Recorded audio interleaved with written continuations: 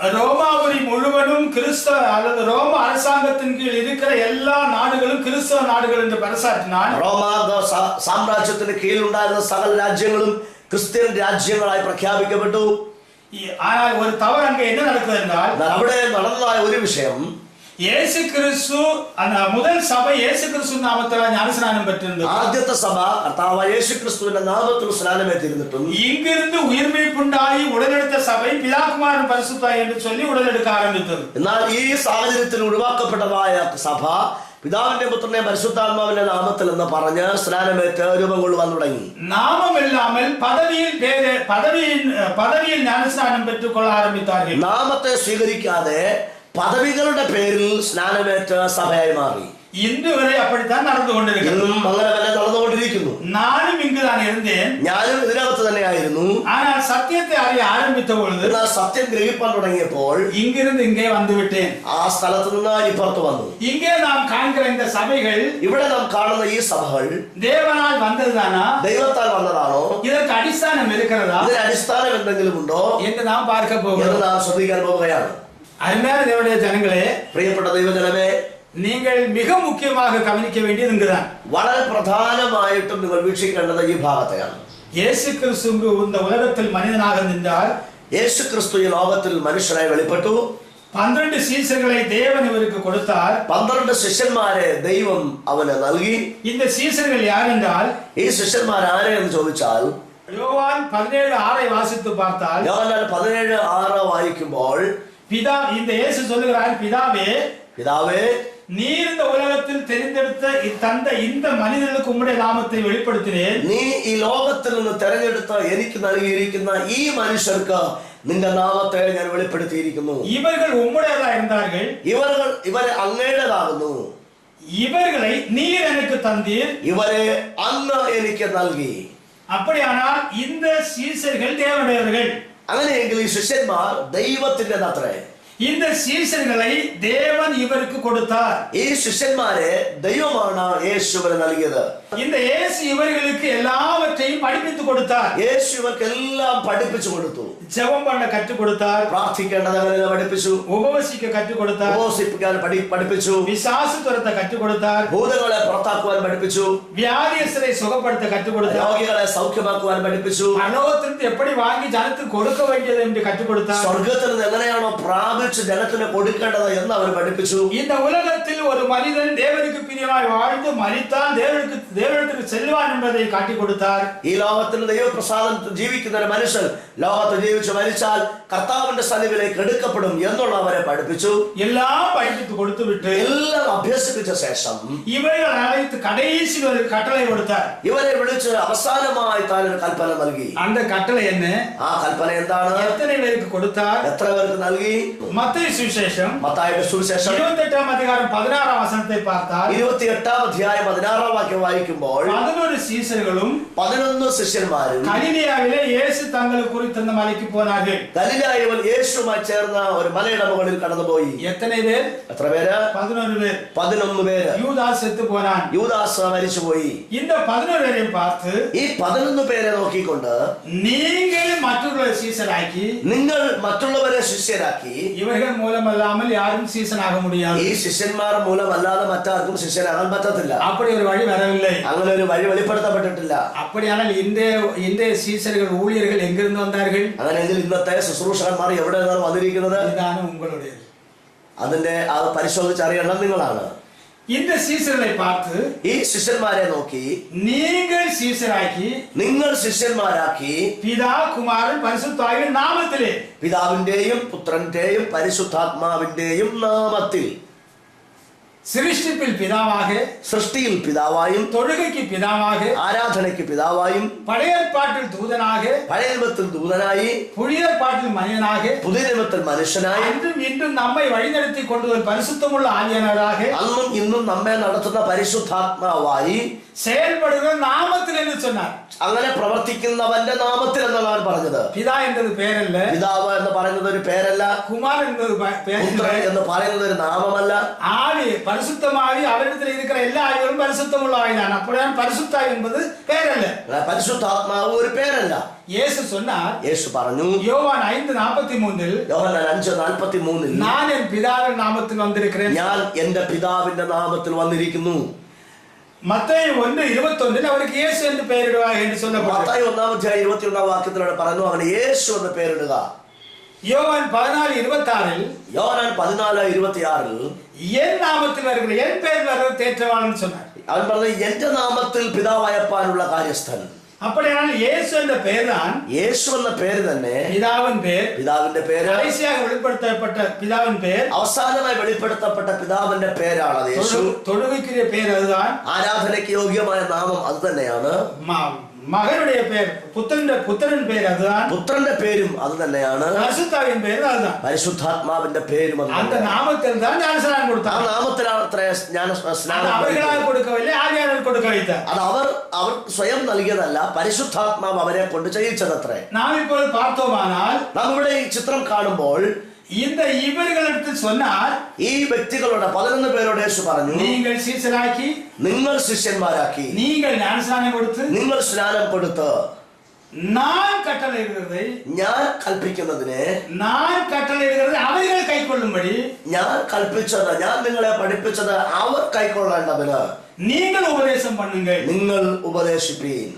நான் உலகத்தின் முடிவு வரைந்து நான் உங்களோடு கூட இருப்பேன் சொன்னார். ലോകത്തിന്റെ അവസാനത്തോളം ഞാൻ എല്ലാ നാളും നിങ്ങളോട് കൂടെ ഉണ്ട് എന്നവർ പറഞ്ഞു. அதாவது இவர்களிடத்தில் இருந்தார், അങ്ങനെ വെച്ചാൽ ഈ ശിഷ്യന്മാരോട് കൂടെ അവരുണ്ടായിരുന്നു. இவர்களால் ஞானஸ்நானம் பெற்றவர்கள் இருந்தார், അവരുടെ കൈക്കയിൽ സ്നാനപ്പെട്ട ആദ്യത്തെ സ്നാനം എടുത്ത് അവരുടെ മേലുണ്ടായിരുന്നു. இவர்கள் மூலம் ஞானஸ்நானம் பெற்றவர்கள் இருந்தார், അവരോടുകൂടെ അവരുടെ കയ്യിൽ നിന്നും സ്നാനമേറ്റവരോടൊപ്പം ഉണ്ടായിരുന്നു. அவர்கள் ஞானஸ்நானம் கொடுத்து அவர்களோடு கூட இருந்தார், അവർ സ്നാനപ്പെടുത്തിയവരോടുകൂടെ അവരുണ്ടായിരുന്നു. இன்று வரை எங்களோடு கூட இருக்கிறார். ഇന്നും ഞങ്ങളോടുകൂടെ ഇവരിക്കുന്നു. அவர் சொன்னது உண்மைதான், അവൻ പറഞ്ഞത് സത്യമാണ്. அவர் எங்களோடு கூட இருக்கிறார். അവൻ ഞങ്ങളോടുകൂടെ ഉണ്ട്. மார்க் 16:20 படிக்கிறோம். മർക്കോസ് 16:20 ഇങ്ങനെ പറയുന്നു, இவர்கள் எங்கும் சுற்றி திரிந்து சுவிசேஷத்தை பிரசங்கித்தார்கள், അവർ എല്ലായിടത്തും പോയി സുവിശേഷം പ്രസംഗിച്ചു. இவர்களோடு இருக்கிறேன்னு சொன்ன கர்த்தர் இவர்களோடு கூட இருந்து இவர்களால் நடந்த கிரியை செய்து இவர்களால் நடந்த அடையாளங்களிலானே வசனத்தை உறுதிப்படுத்தலாம் எழுதியிருக்கிறார். അവരോടുകൂടെ ഉണ്ട് എന്ന് വാഗ്ദത്തം ചെയ്ത കർത്താവ് ഇവരോട് കൂടെ ഇരിക്കുകയും അവർ നിമിത്തമുണ്ടായ അത്ഭുതങ്ങളാലും അടയാളങ്ങളാലും വചനത്തെ ഉറപ്പിക്കുകയും ചെയ്തു. அப்படியானால் അങ്ങനെയെങ്കിൽ தேவன் இவர்களை கொண்டு நடப்பித்த கிரிகள் தவறுதானா? അങ്ങനെയെങ്കിൽ ദൈവം ഇവരെ കൊണ്ട് പ്രവർത്തിച്ച പ്രവർത്തികൾ തെറ്റായിപ്പോയോ? மட்டுமல்ல, മാത്രമല്ല இவரை பார்த்த ஒரு காரியம் சொன்னார். ഇവരെ നോക്കി ഇങ്ങനെ പറഞ്ഞു. லூக்கா 24 47 முதல் 49 வரை, ലൂക്കോസ് 24:47 മുതൽ 49 വരെ மனம் திரும்புவதும் பாவ மன்னிப்பும் മാനസാന്തരവും സ്നാനവും எருசலேம் தொடங்கி യെരൂശലേമിൽ തുടങ്ങി லோகமெம்பாடும் நடக்க வேண்டும் என்று, ലോകത്തിലെങ്ങും പ്രസംഗിക്കുകയും വേണമെന്ന് പറഞ്ഞു. எங்கிருந்து ஆரம்பிக்க வேண்டும்? എവിടെ നിന്ന് ആരംഭിക്കേണ്ടത്? எருசலேமிலிருந்து. യെരൂശലേമിൽ നിന്ന്. அதற்கு நீங்கள் சாட்சிகள் சொன்னார். അതിന് നിങ്ങൾ സാക്ഷികൾ എന്നത്ര അവൻ പറഞ്ഞത്. இவர்கள் எருசலேமில் காத்திருக்கிறார்கள். യെരൂശലേമിൽ അവർ കാത്തിരിക്കുന്നു. அதே அப்போஸ்தலர் நடபடி 1-ாம் அதிகாரத்தில் അപ്പോസ്തല പ്രവൃത്തികളുടെ പുസ്തകം 1-ാം അധ്യായത്തിൽ 13-ാം വചനത്തിൽ 13-ാം വാക്യത്തിൽ இந்த 11 பேர் இருக்கிறார்கள். ഇവിടെ 11 പേരുമുണ്ട്. 26-ാം വചനത്തിൽ 26-ാം വാക്യത്തിൽ மத்தியாவை சீட்டு போட்டு எடுத்து മത്തിയാസിനെ ചീട്ടിട്ടെടുക്കുകയും 12 பேர் ആனார்கள். 12 പേരായി. அப்போஸ்தலர் 2:1 பார்க்கும் பொழுது, രണ്ടാം അപ്പോസ്തല പ്രവൃത്തി 2:1 വരുമ്പോൾ பெந்தேகோஸ்தே நாள் வந்தபோது പെന്തക്കോസ്ത് നാൾ വന്നപ്പോൾ இவர்கள் எல்லாரும் ஒருமனப்பட்டு ഇവരെല്ലാവരും ഒരുമനപ്പെട്ട് ஓரிடத்திலே கூடி வந்திருந்தார்கள். ഒരുമിച്ച് ഒരു സ്ഥലത്ത് കൂടി വന്നു. 4-ാം വചനത്തിൽ பார்க்கும் பொழுது 4-ാം വാക്യത്തിലേക്ക് വരുമ്പോൾ பரிசுத்தாவியான இவர்கள் மேல் இறங்கி പരിശുദ്ധാത്മാവരുടെ മേൽ വന്ന് அங்கே வந்திருக்கிற எல்லா பாஷையிலும் பேச ஆரம்பித்தார். അവിടെ വന്നിരിക്കുന്നവരുടെ ഭാഷകളിൽ സംസാരിപ്പാൻ തുടങ്ങി. அங்கே பேசினவர் யார்? അവിടെ സംസാരിച്ചവൻ ആരാണ്? இவர்கள் மூலம் செயல்பட்ட பரிசுத்தாவியானவர். ഈ ശിഷ്യന്മാരിലൂടെ പ്രവർത്തിച്ച പരിശുദ്ധാത്മാവായ ദൈവമത്രേ. இவர்களை பார்த்து ஜனங்கள் கேட்கிறார்கள், അവരെ നോക്കി ജനം ഇങ്ങനെ ചോദിച്ചു, இவர்கள் எல்லாரும் கலிலேயர் அல்லவா? ഇവരെല്ലാം ഗലീലക്കാരല്ലേ? நம்முடைய ஜென்ம பாஷையில் பேசுகிறார்களே, നമ്മുടെ സ്വന്തം ഭാഷയിൽ അവർ സംസാരിക്കുന്നു. இது எப்படி? ഇതെങ്ങനെ? அப்படியானால் இங்கே இவர்கள் மூலம் பேசுவது யார்? എന്ന് അങ്ങനെയെങ്കിൽ ഇവരിലൂടെ സംസാരിക്കുന്നവൻ ആരാണ്? பரிசுத்த ஆவியானவர். പരിശുദ്ധാത്മാവായവൻ. இவர்களோடு இருக்கிறேன்னு சொன்னவர். ഇവനോട് ഞാൻ നിങ്ങളോട് കൂടെ ഉണ്ട് എന്ന് ആരാണ് പറഞ്ഞത്? അവൻ തന്നെ. இவர்களை இயக்கினவர், ഇവരെ പ്രവർത്തിപ്പിച്ചവൻ. அந்த அவர் അതേ വ്യക്തി பேச ஆரம்பிக்கிறார், സംസാരിപ്പാൻ തുടങ്ങി. இவர்கள் பேசிக் கொண்டிருக்கும் பொழுது ഈ ശിഷ്യന്മാർ സംസാരിച്ചു കൊണ്ടിരിക്കുമ്പോൾ ஒரு சிலர் சொல்லுகிறார்கள், ചിലർ പറഞ്ഞു, கல்லு குடிச்சு மத்து குடிச்சதை பேசுகிறார்கள். വീഞ്ഞു കുടിച്ചു മത്തരായിരിക്കുന്നു.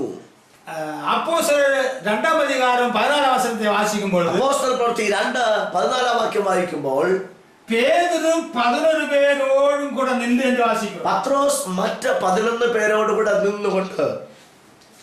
அப்படியானால் மத்தேயு சுவிசேஷம் எழுதின மத்தேயு அங்கே இருக்கிறார்.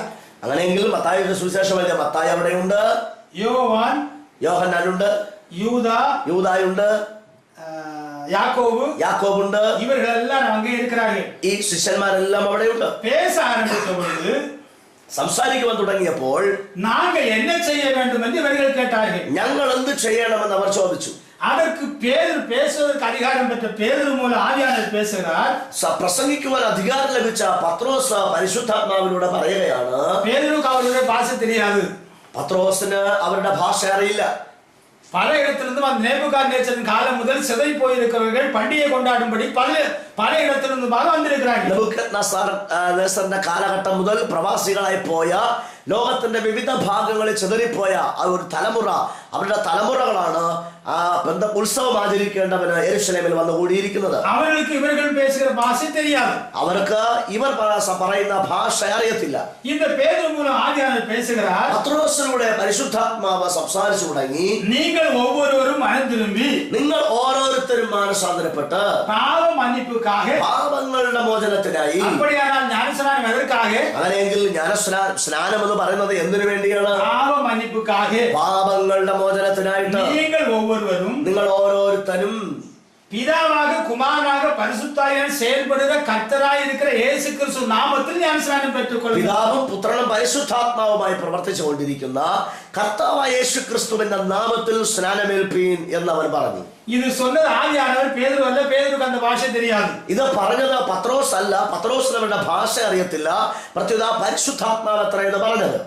இப்படி பரிசுத்தாவியானவர் பேதுரு மூலம் பேச ஆரம்பித்த போது, ഇങ്ങനെ പരിശുദ്ധാത്മാവ് പത്രോസിലൂടെ സംസാരിച്ചു തുടങ്ങിയപ്പോൾ 41-ാം വചനത്തിൽ 41-ാം വാക്യത്തിൽ 3000 പേർ യേശു ക്രിസ്തു നാമത്തിൽ ஞானஸ்நானம் பெற்று 3000-ഓളം പേർ യേശു ക്രിസ്തുവിന്റെ നാമത്തിൽ സ്നാനമേറ്റ് இந்த அப்போஸ்தலரோடு சேர்ந்து கொண்டார்கள். അപ്പോസ്തലന്മാരോട് കൂടെ ചേർന്നു. நீங்கள் எங்கே சேர்ந்திருக்கிறீர்கள்? നിങ്ങൾ ആരോടാണ് ചേർന്നിരിക്കുന്നത്? എവിടെയാണ് ചേർന്നിരിക്കുന്നത്? சிந்தித்து பார்த்தீர்களா? ചിന്തിച്ചു നോക്കിയിട്ടുണ്ടോ? இந்த 3000 പേരും ഈ 3000 പേരും இவரோடு சேர்ந்தார்கள். ഇവരോട് ചേർന്നപ്പോൾ இந்த ഇവர்கள் ഈ 3000 പേർ அப்போஸ்தலരുടെ ഉപദേശത്തിലും അപ്പോസ്തലന്മാരുടെ ഉപദേശത്തിലും അന്യോന്യത്തിലും കൂട്ടായ്മയിലും അപ്പം വിൽക്കലിലും അപ്പം നുറുക്കലിലും ജപം പണിതലും പ്രാർത്ഥനയിലും உறுதியாய் தரித்திருந்தார்கள். അവർ കഴിച്ചു പോന്നു എന്ന് നമ്മൾ വായിക്കുന്നു. நீங்கள் எங்கே யாருடைய உபதேசத்தில் இருக்கிறீர்கள்? നിങ്ങൾ ആരുടെ ഉപദേശത്തിലാണ് ആയിരിക്കുന്നത്? 47-ാം വചനത്തിൽ പഠിக்கிறோம். 47-ാം വാക്യത്തിൽ വായിക്കുന്നു, രക്ഷിക്കപ്പെട്ടവരെ ഇവர்கள் தேவனை துதித்து, ഇവർ ദൈവത്തെ സ്തുതിച്ച് എല്ലായിടത്തും നற்സാட்சி பெற்றிருந்தார்கள். എല്ലാവരുടെയും നല്ല സാക്ഷിയുള്ളവരായിരുന്നു. பின்பு அதே போல் രക്ഷിക്കപ്പെടുகிறவர்களை, അങ്ങനെ തന്നെ തുടർന്നും രക്ഷിക്കപ്പെടുന്നവരെ இந்த சபையில் சேர்த்து கொண்டு வருகிறார். ഈ സഭയ്ക്കകത്ത് ഉൾപ്പെടുത്തുകയാണ്. உங்களுடைய சபை எங்கிருந்து ஆரம்பமானது? நீங்கள் எந்த சபையில் இருக்கிறீர்கள்? നിങ്ങളുടെ സഭ എവിടെ നിന്നാണ് ആരംഭിച്ചത്? ഏതു സഭയിലാണ് നിങ്ങൾ ഇപ്പോൾ ആയിരിക്കുന്നത്? சொல்ல முடியுமா? പറയുവാൻ കഴിയുമോ? நீங்கள் உங்கள் ஊழியத்தில் கேட்டு பாருங்கள். നിങ്ങളുടെ ശുശ്രൂഷകരോടൊന്ന് ചോദിച്ചു നോക്ക്. அவர்கள் சொல்வார்களா? അവർക്കത് പറയുവാൻ കഴിയുമോ? அவர்கள் சொல்வார்கள், இயேசு சொன்னதை நாம் செய்வோம் என்று சொல்வார்கள். അവർ പറയുന്നത് യേശു പറഞ്ഞതുപോലെ ചെയ്യുന്നുവെന്നാണ്. அப்ப இயேசு சொன்னது இவர்கள் செய்யவில்லை என்று மறைத்து சொல்ல வேண்டி வரும். യേശു പറഞ്ഞത് ശിഷ്യന്മാർ അനുസരിച്ചില്ല എന്ന് നമ്മൾ പറയേണ്ടതായിട്ട് വരും. പരിശുദ്ധാത്മാവിനെ തവറാக നടത്തിനാർ തെളിവ് കൊടുക്ക വേണ്ടി വരും. പരിശുദ്ധാത്മാവ് ശിഷ്യന്മാരെ തെറ്റായ വഴിയിലൂടെ നടത്തി എന്ന് നമ്മൾ പറയേണ്ടി വരും. ഏത് ശരി? നിദാനം ഉங்களுடைய. എന്താണ് ശരി? നിങ്ങളത് മനസ്സിലാക്കി ഗ്രഹിക്കേണ്ടത് നിങ്ങളുടെ. മത്തായി സുവിശേഷത്തിൽ പിതാകുവാനും പരിശുദ്ധാത്മാവിന്റെ നാമത്തിൽ ജ്ഞാനസ്നാനം കൊടുക്കുമ്പടി சொன்ன ഇവർ இந்த കൂട്ടത്തിൽ இருக்கிறார். മാത്രമല്ല മത്തായിയുടെ സുവിശേഷത്തിൽ പിതാവിന്റെയും പുത്രന്റെയും പരിശുദ്ധാത്മാവിന്റെ നാമത്തിൽ സ്നാനം കഴിപ്പിക്കണമെന്ന് പറഞ്ഞവർ ഇവിടെയുണ്ട്. അവരും ചേർന്നുதான் 3000 പേർക്ക് യേശു ക്രിസ്തു നാമത്തിൽ ജ്ഞാനസ്നാനം കൊടുത്താർ. അന്ന് കേട്ട 11 മറ്റ് 10 പേരും 11 പേരും ചേർന്ന് പത്രോസ് അടക്കമുള്ള മറ്റ് 11 പേരും അടക്കം ചേർന്നാണ് യേശു ക്രിസ്തുവിന്റെ നാമത്തിൽ 3000 പേരെ സ്നാനപ്പെടുത്തുന്നത്. അവരങ്ങ് എഴുതി വയ്ത്തതും ഇங்கே ചെയ്തതും ശരി. അവിടെ എഴുതിയതും ഇവിടെ ചെയ്തതും ഒരേ പ്രവൃത്തിയാണ്, ശരിയായ പ്രവൃത്തിയാണ്. നാമത്തിൽ കൊടുത്തിരിക്കുന്നത്, നാമത്തിൽ എത്ര അവൻ നൽകിയിരിക്കുന്നത്. പിതാവ് പുത്രൻ പരിശുദ്ധാത്മാവ് എന്ന് പറയുന്നത് നാമമല്ല. ഇങ്ങനെ നാമത്തിൽ കൊടുത്താர்கள். ഇവിടെ അവർ നാമത്തിൽ കൊടുത്തു. നാമത്തിലാണ് പാപമன்னிப்பு എന്ന് சொன்னார். അതേ നാമത്തിലാണ് പാപമോചനം എന്ന് അവർ പറഞ്ഞു. നാമത്തിற்கு അധികാരിയാக இருக்கிறவர்களுக்கு தான் நாம் பிறக்க வேண்டும் என்று அங்கே தெளிவாகிறது. ആ നാമത്തിന് അധികാരിയായി ഇരിക്കുന്നവരുടെ ആണ് നാം ജനിക്കേണ്ടത് എന്നും അവിടെ തെളിവാകുന്നു. ഞാനിപ്പോഴും ഉലകത്തിൽ பார்த்தால் അപ്പാவுக்கு പിള്ളയായി പിറக்கிறேன். ഞാൻ ഈ ലോകത്തിൽ ഒരു അപ്പന്റെ മകനെ ജനിക്കുന്നു. അതേപോലെ മറുപടി പിറക്കുമ്പോൾ നമ്മുടെ പരലോക പിതാവുക്ക് പിള്ളയായി പിറക്ക வேண்டும். അങ്ങനെ പിന്നെ വീണ്ടും ജനിക്കുമ്പോൾ സ്വർഗീയ പിതാവിന്റെ മക്കളായിട്ട് അത്ര നാം ജനിക്കേണ്ടത്. சிருஷ்டிப்பில் பிதாவாக ரட்சிப்பில் மனிதகுமாரனாக நம்மை வழிநடத்துவதில் பரிசுத்தமுள்ள ஆவியாக இருக்கிற இயேசு கிறிஸ்து நம்முடைய பிதா. സൃഷ്ടിയിൽ പിതാവായും വീണ്ടെടുപ്പിൽ പുത്രനായും നമ്മെ വഴിനടത്തുന്നതിൽ പരിശുദ്ധാത്മാവായും ഇരിക്കുന്ന നമ്മുടെ കർത്താവായ യേശു ക്രിസ്തു തന്നെയാണ് നമ്മുടെ പിതാവ്.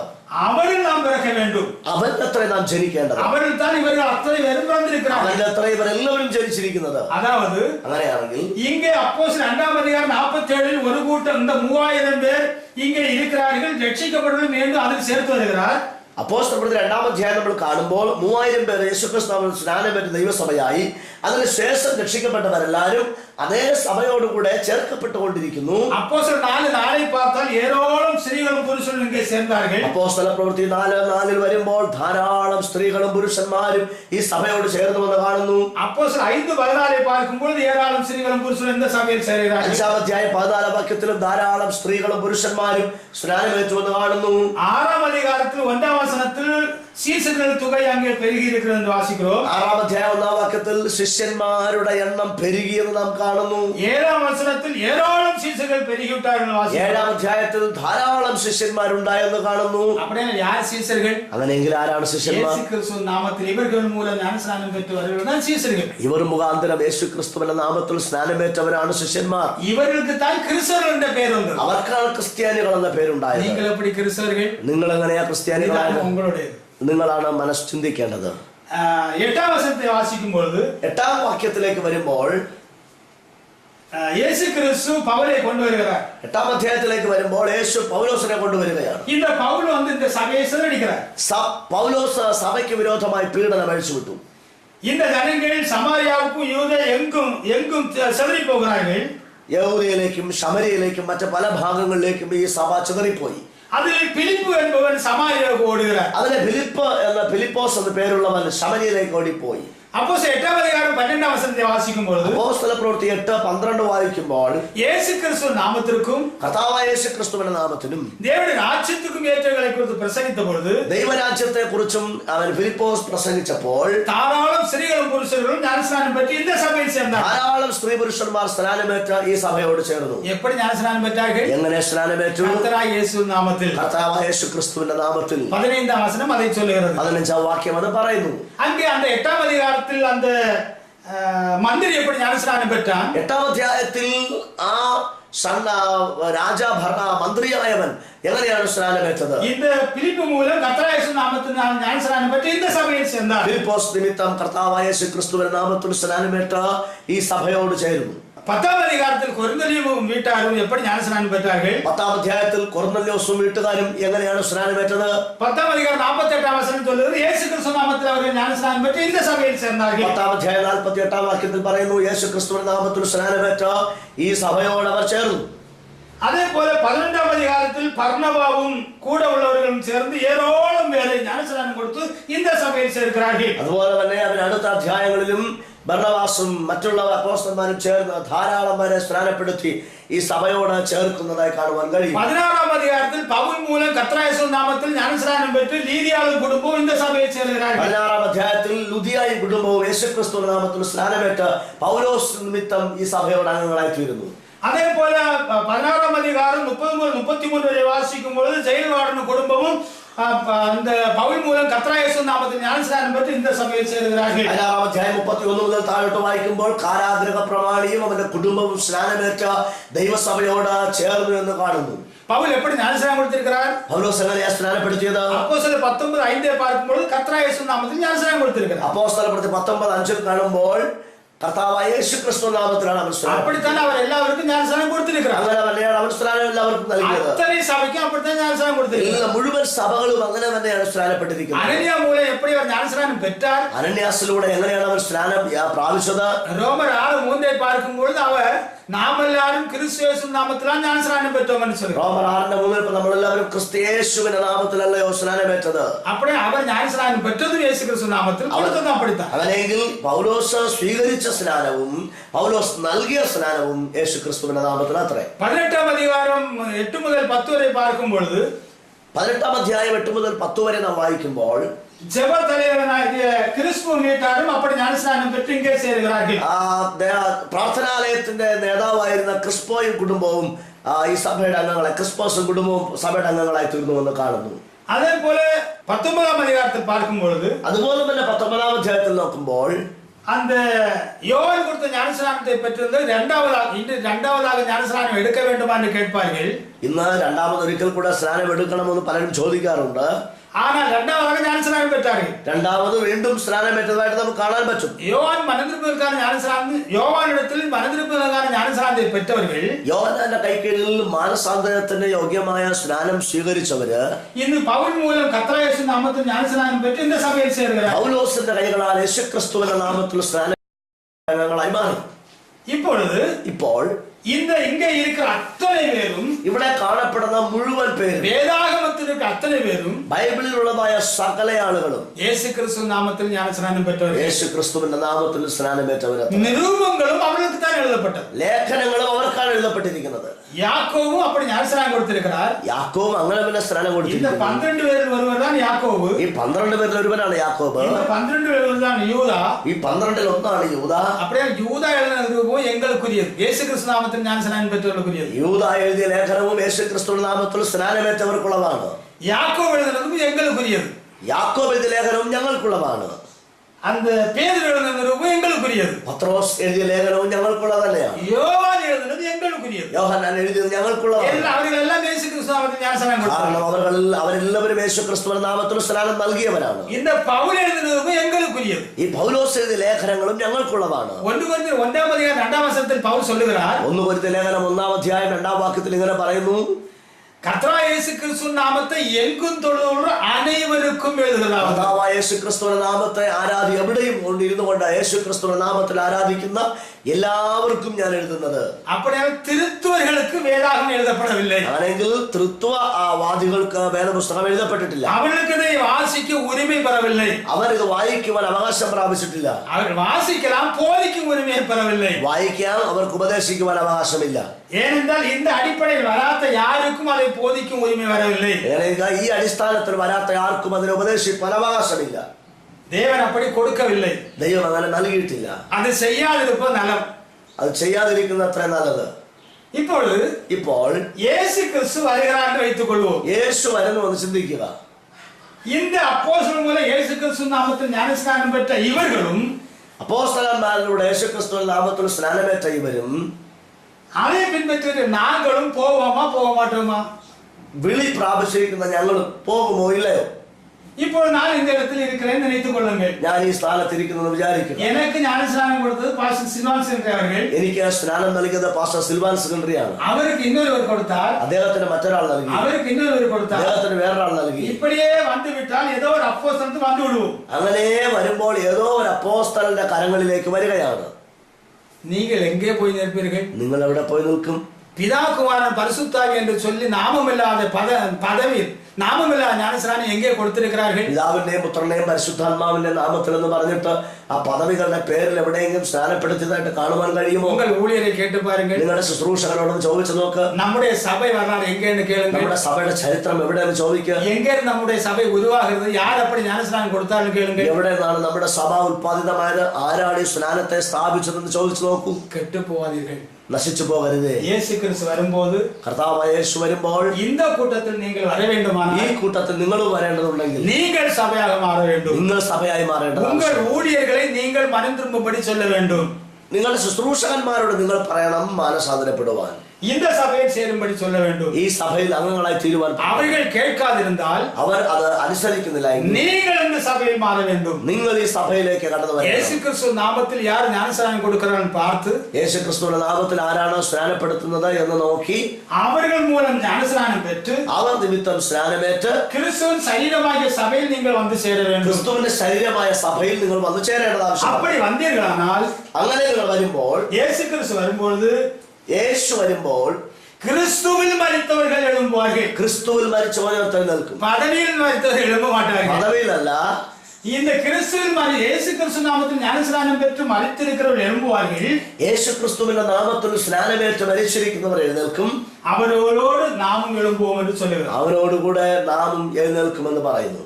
அதாவது ரோமர் 6:3 படித்தால் റോമലേഖനം 6-ാം അധ്യായം 3-ാം വാക്യം വായിക്കുമ്പോൾ ரோம சபை இயேசு கிறிஸ்து நாமத்தில் ஞானஸ்நானம் பெற்றது. റോമസഭ യേശു ക്രിസ്തുവിന്റെ നാമത്തിൽ സ്നാനമേറ്റ സഭ. 1:13 பார்த்தால் 1:13 വായിക്കുമ്പോൾ சிலுவை அறையப்பட்ட இயேசு கிறிஸ்து நாமத்தில் ஞானஸ்நானம் பெற்றவர் தான் கொரிந்தியர்கள். ക്രൂശിക്കപ്പെട്ട ക്രിസ്തു യേശുവിന്റെ നാമത്തിൽ സ്നാനമേറ്റവരത്രേ കൊരിന്ത്യര്. கலாத்தியர் 3:27 படித்தால் ഗലാത്യർ 3:27 വായിക്കുമ്പോൾ ஞானஸ்நானத்தால் கிறிஸ்துவை தரித்துக் கொண்டிருக்கிறோம் என்று எழுதியிருக்கிறது. സ്നാനത്താൽ നാം ക്രിസ്തുവിനെ ധരിച്ചിരിക്കുന്നു എന്ന് എഴുതിയിരിക്കുന്നു. எபேசு சபையை பார்த்தால் എഫെസോസ് സഭയെ നോക്കുമ്പോൾ மேலான வழியா எபேசுக்கு சென்று கர்த்தராகிய இயேசு நாமத்தில் பவுல் ஞானஸ்நானம் கொடுக்கிறார். പ്രദേശങ്ങളിലൂടെ സഞ്ചരിച്ച് എഫെസോസിലെത്തിയ പൗലോസ് അവർക്ക് കർത്താവായ യേശുവിന്റെ നാമത്തിൽ സ്നാനം കൊടുത്തു. கொலோசை சபையை பார்த்தால் കൊലോസ്യയിലെ സഭയെ നോക്കുമ്പോൾ வார்த்தையினாலோ கிரியையினாலோ யார் எதை செய்தாலும் கர்த்தராகிய இயேசு நாமத்தில் செய்ய வேண்டும் என்று சொல்லி இருக்கிறது. വാക്കിനാലോ ക്രിയയാലോ നിങ്ങൾ എന്തു ചെയ്താലും കർത്താവായ യേശുവിന്റെ നാമത്തിൽ ചെയ്യുവീരെന്ന് അവിടെ പറഞ്ഞിരിക്കുന്നു. பவுலுடைய சீசர்களை தீத்துவையானாலும் தீமத்தை யாரை பார்த்தாலும் அவர்கள் அப்படித்தான் ஞானஸ்நானம் பெற்றிருக்கிறார். പൗലോസിന്റെ ശിഷ്യന്മാരായ തീത്തോസ് ആകട്ടെ തീമോത്തിയോസ് ആകട്ടെ അവരെല്ലാവരും അങ്ങനെ തന്നെയാണ് ചെയ്തിരിക്കുന്നത്. அப்படியானால் இந்த வேதாகமத்தில் இருக்கிற அத்தனை பேரும் இயேசு கிறிஸ்து நாமத்தில் ஞானஸ்நானம் பெற்று பாவமன்னிப்பை பெற்று பரிசுத்தவராய் இருக்கிறார்கள். അങ്ങനെയെങ്കിൽ ഈ വേദപുസ്തകത്തിൽ കാണപ്പെടുന്ന സകല ദൈവഭക്തന്മാരും യേശു ക്രിസ്തുവിന്റെ നാമത്തിൽ സ്നാനമേറ്റ് പാപമോചനത്തെ പ്രാപിച്ചവരത്രേ. நாம் எல்லாரும் இந்த சபையில் சேர வேண்டும். നാം എല്ലാവരും ഈ സഭയ്ക്കകത്ത് അംഗങ്ങളായി இந்த சபையில் அங்கமாய் மாற ഈ வேண்டும். സഭയിൽ നാം അംഗങ്ങളായി തീരണം. இயேசு கிறிஸ்து வரப்போகிறார். യേശു വരുവാൻ പോകുന്നു. காலம் கடைசியாகி விட்டது. കാലം അതിന്റെ അവസാനത്തിലേക്ക് அவர் வரும்பொழுது അവൻ വരുമ്പോൾ அவரோடு கூட சென்று അവനോടുകൂടെ നാം ചെന്ന് என்றென்றைக்குமாக அவர் வைத்திருக்கிற എന്നേക്കുമായി അവൻ നിയമിച്ചിരിക്കുന്ന இந்த ஜீவவிருட்சத்தின் கனியை நாம் புசிக்க வேண்டும். ഈ ജീവവൃക്ഷത്തിന്റെ ഫലം നാം ഭക്ഷിക്കേണ്ടത് ആവശ്യമാണ്. இந்த ராஜ்யத்தில் வந்து சேர வேண்டும். ഈ രാജ്യത്തിൽ നാം വന്ന് ചേരേണ്ടത് ആവശ്യമാണ്. இவரோடு கூட என்றென்றைக்கும் மரணம் இல்லாமல் ஜீவிக்க வேண்டும். അവനോടുകൂടെ എന്നേക്കും മരണമില്ലാതെ നാം ജീവിക്കേണ്ടത് ആവശ്യമാണ്. தேவன் பரிசுத்தர் பரிசுத்தர் என்று சொல்லிக் கொண்டிருக்க வேண்டும். എന്റെ ദൈവം പരിശുദ്ധൻ പരിശുദ്ധൻ പരിശുദ്ധൻ എന്ന് പറയേണ്ടതാകുന്നു. நாம் எல்லாரும் இப்பொழுது நீங்கள் கேட்ட അടിപ്പടை സത്യത്തെ ഏറ്റുകൊള്ളുവീர்களാനാൽ നിങ്ങൾ ഇപ്പോൾ ശ്രമിച്ചതായ ഈ അടിസ്ഥാന സത്യങ്ങളെ നിങ്ങൾ ഏറ്റെടുത്ത് മനസ്സിലാക്കുമെങ്കിൽ இங்கே தேவனுடைய ராஜ்யத்தில் வந்திருக்கலாம். ദൈവരാജ്യത്തിൽ നിങ്ങൾക്ക് എത്തിച്ചേരുവാൻ സാധിക്കും. இந்த சத்தியத்துக்கு கீழ்ப்படியுங்கள். ഈ സത്യത്തെ നിങ്ങൾ അനുസരിക്കുക. கர்த்தருடைய வருகையில் அவரோடு கூட செல்ல உங்களை ஆயத்தமாக்குங்கள். കർത്താവിന്റെ വരവെങ്കിൽ അവനോട് ചേർന്ന് വരുവാൻ നിങ്ങളെ തന്നെ നിങ്ങൾ ഒരുക്കുക. கர்த்தர் உங்களை ஆசீர்வதிப்பாராக. കർത്താവ് നിങ്ങളെ അനുഗ്രഹിക്കുമാറാകട്ടെ. ஜெபிப்போம். പ്രാർത്ഥിക്കാം. எங்களை நேசிக்கிற எங்கள் இயேசப்பா, ഞങ്ങളെ സ്നേഹിക്കുന്ന ഞങ്ങളുടെ യേശുവേ, இந்த വാർത്തകളെ കേട്ട யாவரையும் ஆசீர்வதிப்பீராக. ഈ വചനങ്ങളെ ശ്രമിച്ച എല്ലാവരെയും അവിടുന്ന് അനുഗ്രഹിക്കണമേ. உம்முடைய வருகையில் எல்லாரையும் ஆயத்தப்படுத்தும். നിന്റെ വരവനായി സകലരെയും ഒരുക്കണമേ. எல்லாரும் உம்முடைய ராஜ்யத்தில் வந்து உம்மோடு கூட இருந்து நித்திய ஜீவனை பெற்றுக்கொண்டு உம்மோடு கூட இருக்க கிருபை பாராட்டு. എല്ലാവരും അങ്ങയുടെ രാജ്യത്തിൽ വന്ന് അങ്ങയോടുകൂടെ വസിച്ച് നിത്യജീവൻ അവകാശമാക്കുവാൻ അങ്ങ് സഹായിക്കണമേ. அப்படியே செய்து உம்முடைய நாமத்தை மகிமைப்படுத்தும். അങ്ങനെ തന്നെ ചെയ്ത് തിരുനാമത്തെ മഹത്വപ്പെടുത്തണം. കാത്തുകൊള്ളും പൊറുപ്പെടുത്തുകൊള്ളും. ഞങ്ങളെ പരിപാലിക്കണമേ. എല്ലാ ഉത്തരവാദിത്വങ്ങളും അങ്ങയുടെ കരങ്ങളിൽ ഏൽപ്പിക്കുന്നു. எங்கள் கர்த்தரும் ரட்சகருமாயிருக்கிற கர்த்தராகிய இயேசு என்கிற വിലയേറപ്പെട്ട உம்முடைய നാമത്തിൽ പിതാവേ, ആമേൻ. ഞങ്ങളുടെ കർത്താവും രക്ഷിതാവുമായിരിക്കുന്ന യേശു ക്രിസ്തു എന്ന വലിയൊരു നാമത്തിൽ അപേക്ഷിക്കുന്നു. സ്വർഗീയ പിതാവേ, ആമേൻ. ആമേൻ.